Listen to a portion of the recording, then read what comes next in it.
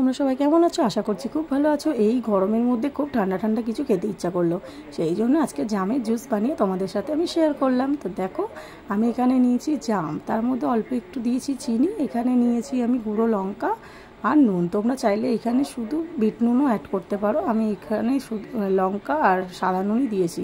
দিয়ে দেবো অল্প একটু লেবুর রস, দিয়ে আমি ভালো করে কিন্তু জামটাকে মিক্সড করে নেবো, মানে রসটাকে বার করে নেবো, নিয়ে ছেঁকে ঠান্ডা জলে আমি মিক্সড করে নেব।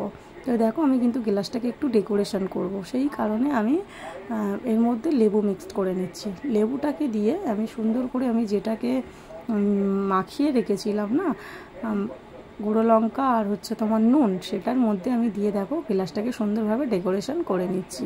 তো তোমাদের আমার ভিডিওটা কেমন লাগলো অবশ্যই কিন্তু লাইক কমেন্ট শেয়ার করে দিও, আর প্লিজ আমার ইউটিউব চ্যানেলটাকে সাবস্ক্রাইব করে দিও। তো দেখো, আমার কিন্তু লাগানো হয়ে গেছে গ্লাসের মধ্যে নুনটা।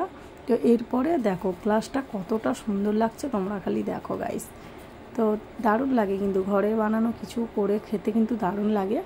বাইরে তো সব মানে খুব একটা ভালো জিনিস দেয় না, সেই কারণেই। তো দেখো কতটা সুন্দর হয়েছে, তো এত সুন্দর লাগছিল না, দারুণ হয়েছিল খেতে। এই ছিল আমার ফাইনাল।